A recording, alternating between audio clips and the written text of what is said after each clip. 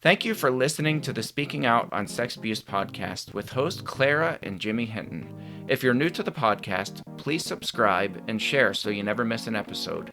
Search for us on your favorite podcast app, or you can find the podcast on jimmyhinton.org and findingahealingplace.com. Please rate our show, subscribe, and share so we can spread the word. If you would like to support us and get exclusive rewards, go to patreon.com/speakingout. Find a tier that best fits you and join as a patron of the podcast. Now let's get into the show. Welcome to this week's podcast with host Jimmy Hinton. And Jimmy's mom, Clara. Great to have you with us. Thank you to our patrons who make this podcast possible. Absolutely. We thank you. We can't thank you enough. We actually had a session last week with just some of our patrons, and that's always an extra special session because we get to know you on a much closer and more intimate level. So thank you so much for your support, for your love. Thank all of you for listening in, and we hope today's podcast will be especially helpful. Absolutely. Okay, today's subject a little bit different than child sexual abuse. This is geared more towards some of the same testing behaviors when an abusive person is hunting, looking for somebody who's just barely an adult. A lot of abusers do that, by the way. They abuse both minor children and kind of the barely legal age group, just 18 or older, or whatever the age of consent is for each state. That varies from state to state. But this came in response to a question that I got just a couple of days ago about somebody who has a relative who's a young adult, no longer a teenager, but barely into her 20s. And she's being groomed by this older man, this older divorced man. She could see it very clearly, but obviously the young female who is being groomed this way cannot see it. She's sounds to me like head over heels. So the question to me was, how do we talk to people when they're being sought after and tested? I still prefer the term testing because I think that's more accurate than grooming. But when they're being tested by these old men, and these old men who prey on people who are just over the age of 18, how do we get them to wake up to that? How do we get them to see that? And that's it's sometimes challenging because they think that they're in love, or they think that they're finding love. Right. And that certainly complicates things, but we wanted to give some definitive things that you can look for. And just generally speaking, I would say look for patterns. When I do research with abusers, that's the one thing that I look for, is what are patterns that never change. Right. There are these that is, I think, crystal clear patterns that you can repeat over and over, and you see them real clearly. I think that's critically important for all of us to remember when we're, watching loved ones in a relationship, or about to get into a dating relationship, or some kind of troubled waters, let's say, because the patterns are there. And often, when we're the person being sought after, we don't see the pattern because, like you said, you're kind of head, neck, heels in love, or so you think. Yeah. And let's face it, we don't think with our brains at that point. Yeah. Our hearts take over, and we can't see clearly. One of the most gripping and life-changing books, I would say, was Gavin de Becker's The Gift of Fear. And he talks about domestic violence. And he talked about all these people. When you see people in front of the news, family members and so forth, they all say the same thing. Well, we had no idea. We never saw this coming. Right. There was never any indication that they were abusive. We said the same thing. When we found out about my dad, we didn't have any clue.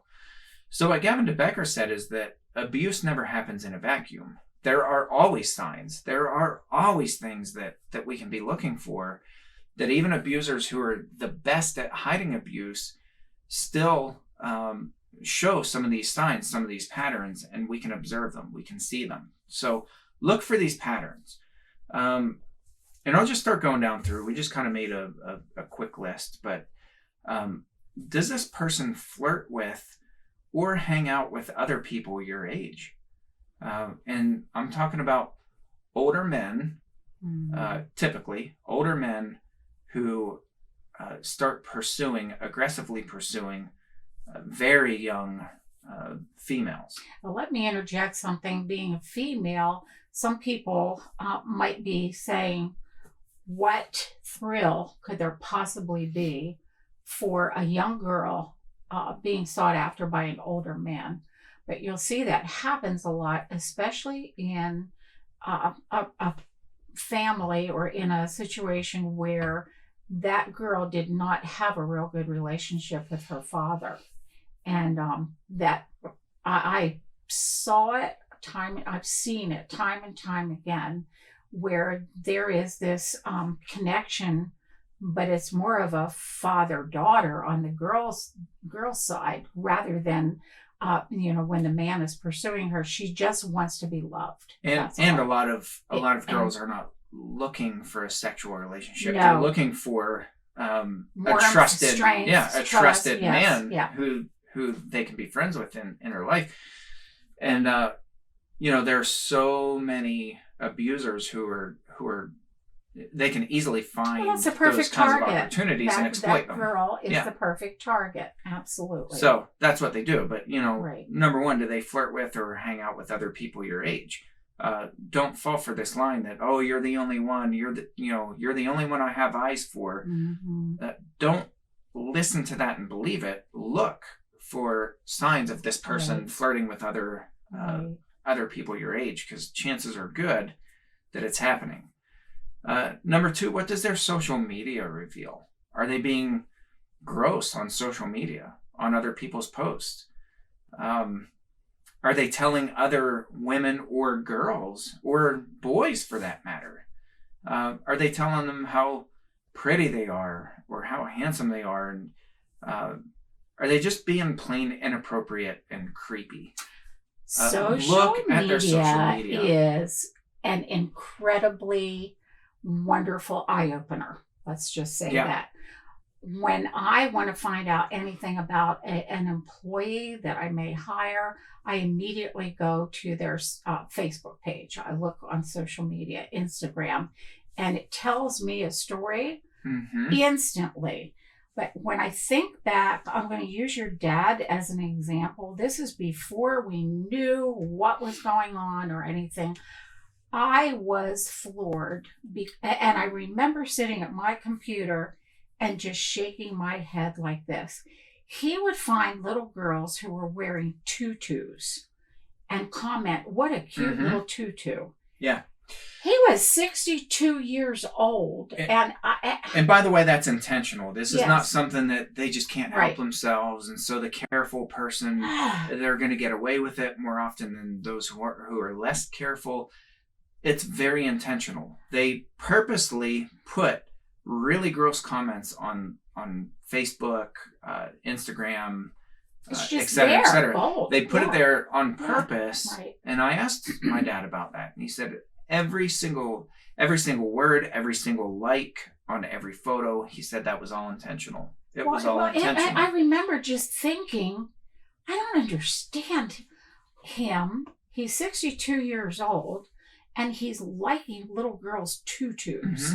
It made zero sense. But, that's where that's you and I are talking about. That's part of that testing process too, though. Like, stand to see, back, does anybody... Look, check out the social media, because there are stories there for sure. And I'll give you, I'll read, I pulled this up just as an example, and I thought, we have a local weather forecaster, and I've just, I saw this when she first came on. I saw it with the previous forecaster. This is commonplace online. You get these men who comment and are really quite gross every time these poor women are trying to tell you the weather. They're Right. up there trying to do their job. Yeah. And you have these perverts putting these gross comments on Facebook. So I'm just going to read some of these comments. They're not real gross, so these aren't too bad. But No, but they when do you get gross, Jimmy, but they're inappropriate. They're very inappropriate, and as a woman, I can tell you, you don't like those comments. No. They are not flattering comments. No. At all. So here's this guy. Beautiful dress today, Maddie. And then he has, all these emojis that, what's on his mind. Greg over here. You make that dress look great. You are beautiful, and thanks for the great job you do. Okay, what does that have to do with weather? You look beautiful. This is another guy, Vinny. You look beautiful in that dress. Jerry, in all capitals. Good morning. You're, Y-O-U-R. You're beautiful, Maddie. Bill says, Maddie, you warm up every day. Keep the personality. You too, Bill. Yeah. Wow. Keep up the personality, Maddie. Yeah. Sorry. I should make fun of them because this is just stupid. Steven, good morning, Maddie. And then it's like all these smiley faces and rainbows. Harold, good morning, beautiful. Charlie, beautiful, Maddie. Bunch of hearts.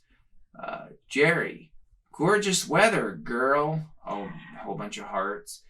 Most of these guys are married, by the way. I just quickly clicked on their profiles. And if you look on their profiles, you'll see all kinds of inappropriate stuff. One guy posted a video of like this guy sexually harassing a woman, and it was put up as a joke. Like he thought it was a funny post that he put up. This guy, Robert, not Robert, Robert Kim. So it's a joint account with him and his wife. Happy hump day, Miss Maddie, with a big heart. Then here Ray says, good morning, Maddie, in all capitals. Beautiful dress. So this is what I mean. Like, look for these kinds of things on social media. These guys are thirsty pigs. And they'll post stuff like this. It's highly inappropriate. Well, it is. Here's and uncomfortable. A news lady presenting the news, and that what you read has nothing to do. No, she's trying to do her job, and she's being sexually harassed. Right. And it really, to be honest with you, it makes me feel uncomfortable sitting here. I don't like that. That's how I really don't like those comments at all. And I don't know who does. However, a young girl who has not dated much, who has grown up in an unloving home, to have a man say, good morning, beautiful. They would mistake that as flattery. Right. What a dress. You look really awesome. You can warm up any day. That can be mistaken very easily, very readily as, wow, he really, cares for me. Yeah. And so that's where the danger is. And the point is to look at social media and, click on any one of these guys and you'll find like they're doing this they look at all kinds of weather forecasters and make these kinds of comments. And not just weather forecasters, they're just generally misogynistic and gross. So look at social media. Don't fall for flattery or mistake it for flattery. Look on social media and find out what these people are up to. Number 3, are they too charming and aggressive? Do they just feel aggressive? Like, are they physically going after you, whether it's with comments or is that progressing to, you talked about guys coming and grabbing your arm and pulling, hey, beautiful, hey, gorgeous. Hate that so much. It's inappropriate. I do. Right. It's not a touch. It's that grab, that pulling you in closer to them. Really. It's physically aggressive. Right. And it's verbally aggressive. Yes. Number 4, are they steering you towards a relationship and or steering you towards doing things that you're not comfortable with? Do you increasingly find yourself feeling obligated to whatever it is, to dress differently, to send pictures, to, whatever it is, are they steering you towards a relationship that you don't really want to commit to? Right. Or I think you use a good behavior. word, something that makes you feel uncomfortable. Yeah. There's nothing comfortable about being forced to do something that you don't want to do. Yeah, and coercion doesn't usually look like coercion on the surface, but it certainly feels like it. And that's later on we'll talk about intuition. Yep. But do you find yourself hesitating? Mm-hmm.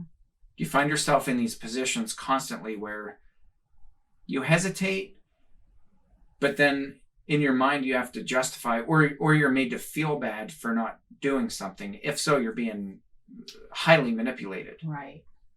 So look for those sorts of things. Number 5, are they inappropriate with you? Are they making jokes that are sexually charged and that just make you feel uneasy, where they just laugh it off, and you're also expected to laugh it off?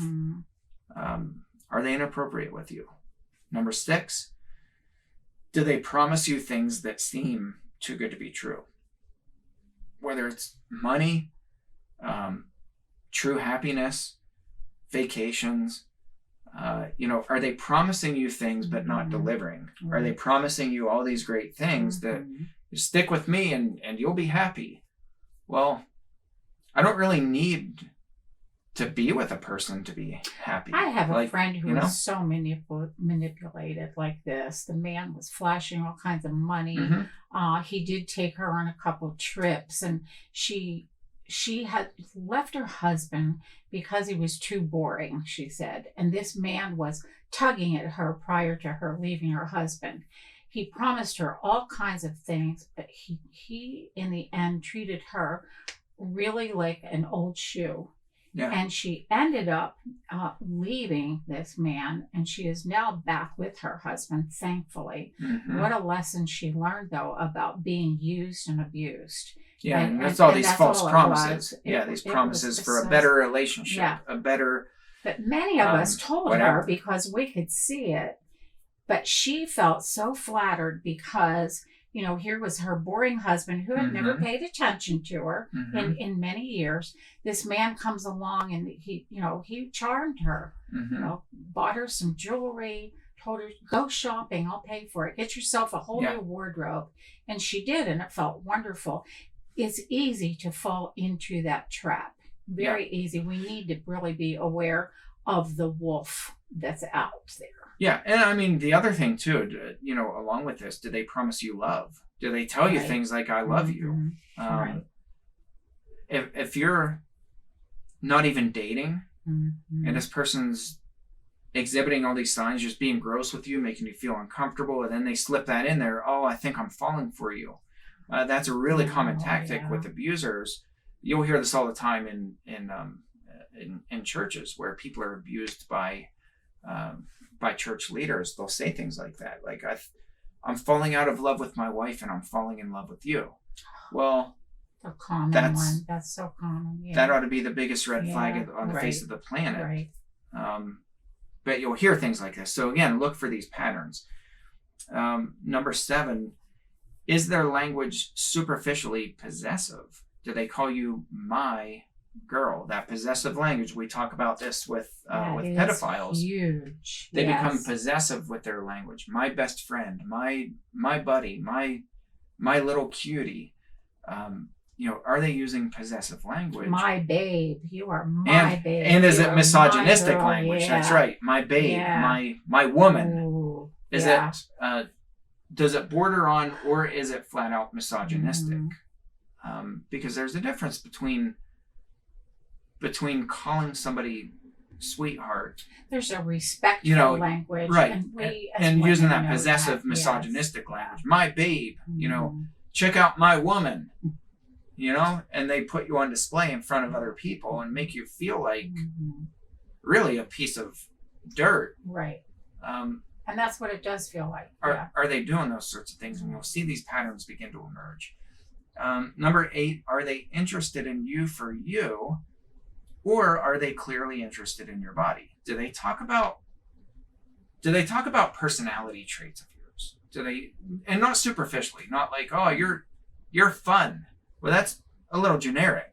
Like, Real what is generic, yes. What is it about me? You know, Yeah. what makes me unique? Yes. That makes you uniquely like me. Yes. And if Beyond, you don't I hear those love things, your blue yeah, eyes. not my Yes. goodness, you have a nice, you know, Yeah. fill in the blank. Exactly. Because you'll hear things like this. You know, these guys, they just like the comments that I read. It's these gross, just kind of degrading, all revolving around physical comments. You're beautiful. You're gorgeous. Your eyes match that dress. That has nothing to do with you, your soul, or your personality. Right. And if that's all you ever hear, compliments aren't bad.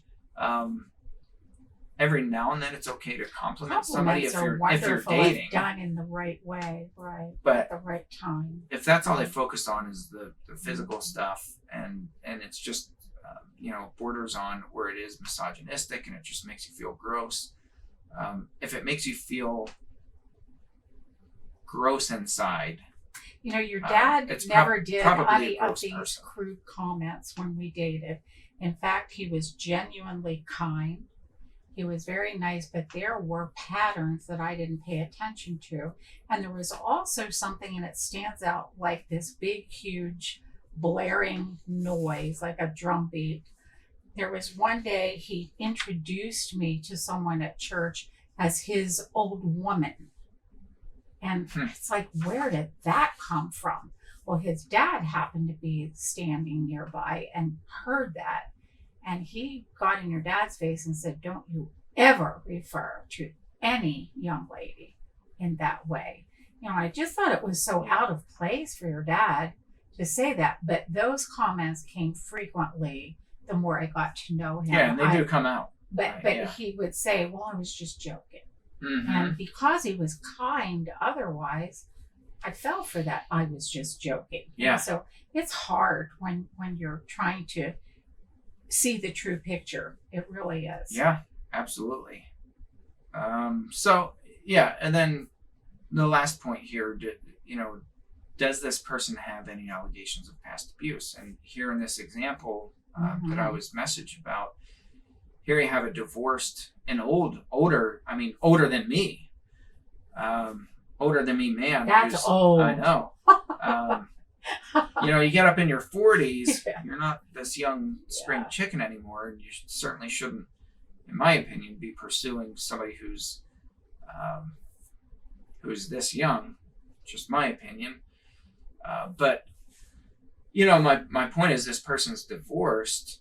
Find out why.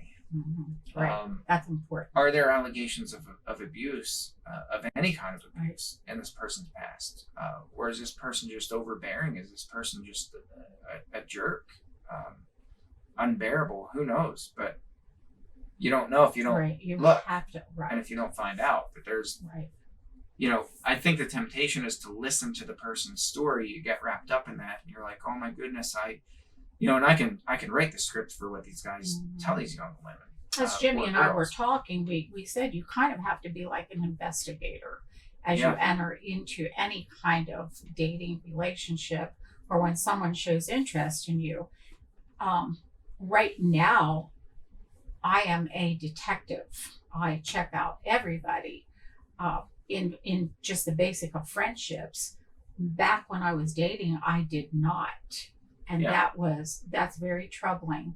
The girls, your sisters, you boys, I don't ever remember saying to you, well, check out what, really pay attention to them. Never did. And that's sad because we didn't think that way. But we have to really ask the question, is this relationship worthy? And by that, could this dating turn into a relationship and be worthy of that? What are my ideals? Does this person match my ideals? The crude language, for me, that's a no. That's done. I'm done. Yeah, right and there. I think too, talking about ideals, I think it's really important for you to ask the other person first, because what abusers do is they information mine. I talk about information mining a lot. Yes. If you spill your guts and you're like, oh, I want 2 kids and, 1 boy and 1 girl, and I want a house that sits on a mountainside, and I want, that was me. This, and this. Yeah.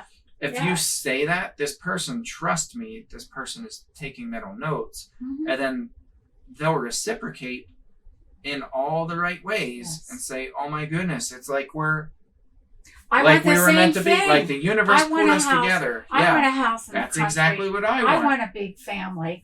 Yeah. Oh, you mean you want to be a stay-at-home mom? That's what I'm looking for in a wife. I want all of the... So be sure to ask them first, and I think that's perfectly fair. So yes. Why don't you talk about doing these relationship assessments? Right. And what do you know about this person, before you even begin dating, so to speak? What do you know about them? And by that, I mean more than their hair color and their height and their eye color. What do you know about what makes up the content of this person? How do they think? How do they treat others? There again, I'll keep using your dad because that's really the only long-lasting relationship I ever had. One of the first things I remember saying to him was how mean he was. He would make fun of disabled people. Sit in class. We had a teacher who had 1 arm missing here. And he would sit through that. I still remember hearing some of his jokes about that person. As a kid, he told us kids jokes about. And I remember saying to him after class so many times, that is just mean, to do that. The 1-armed bandit was going by, and he just, but I didn't pay attention. And that same character trait rolled over into some of the abusive things that he did. Yeah. So we need to know that person. If you are a person who loves God and your life is about God, ask that person right up front. I remember asking your dad, where are you with God? And his response, and I should have paid attention to it there again, he said, I'm not really with God too much. He said, there's one thing I do not want to ever be.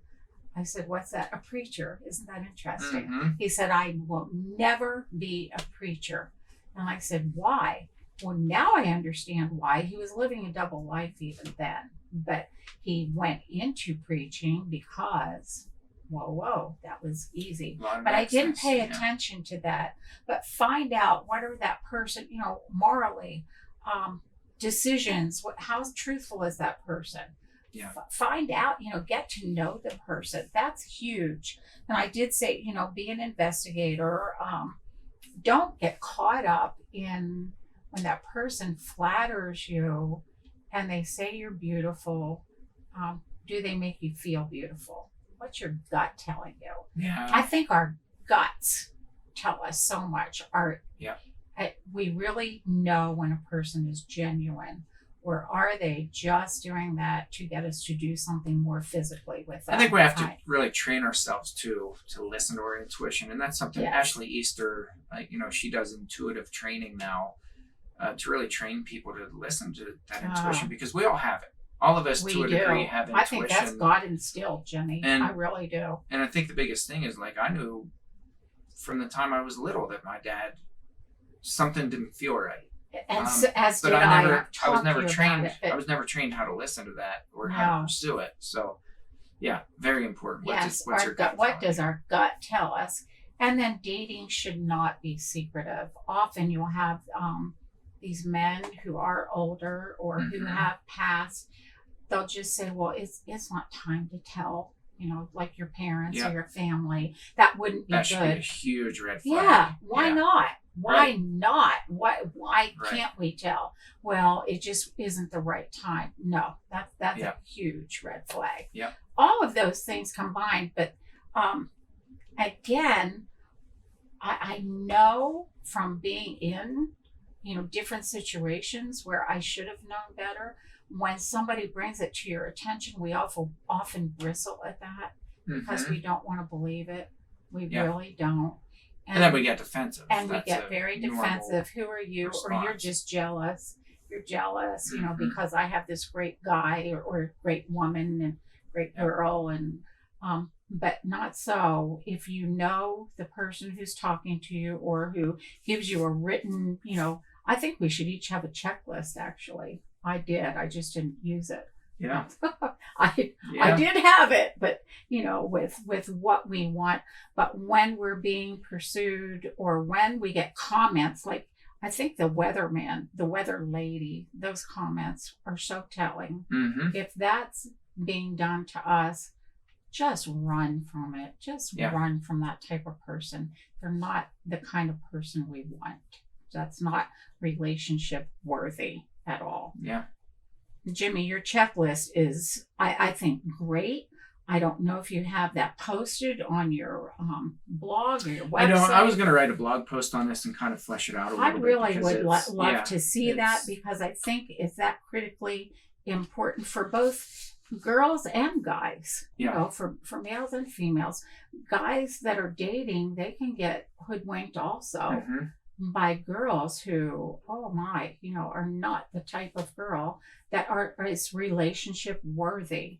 And girls can manipulate, use, abuse, maybe not physically, but emotionally, and destroy a person. We have to remember that when we enter a relationship, it can wreck us up or help us to just, become the best person in the world. Yeah, and there's no reason to rush into anything either. No.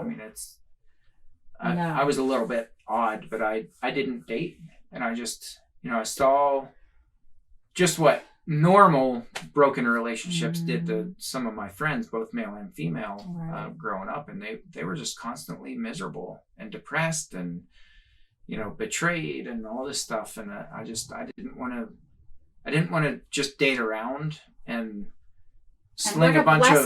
What a blessing for you and Natalie. She didn't either. Yeah. I mean, and even us, even when we started, it was really, really slow, and we got to know each other before we started dating. We got to be friends. That is so it wasn't like rushing into to this and, hey, I want to date you, and just this aggression right out of the gate. And I think that ought to make everybody hesitate and be like, what's the ulterior motive if somebody's this aggressive in pursuing me, pushing just right. So be alert and be aware, and listen to your gut. Definitely listen to your gut. So we'll leave you with that truth bomb today. Listen to your gut. It's there for good reason, and if you can start looking at some of these patterns and see what the patterns are, there will be a pattern that emerges, good or bad. Always, right. There will be a pattern that emerges, right. But look for it. See what the pattern is, and listen to your gut. Thank you for tuning into this episode, and we'll catch you next round. Thanks again for listening to today's episode. Thank you to our patrons who make the podcast possible. If you found it helpful, please follow on Spreaker and search for the Speaking Out on Sex Abuse podcast in your favorite podcast app. Be sure to hit subscribe and rate the show. If you believe in what we do, consider supporting the podcast by becoming a patron. And check out the cool rewards our patrons receive. Share with your friends and tell the world. Join us in speaking out on sex abuse so we can change the tides and prevent abuse.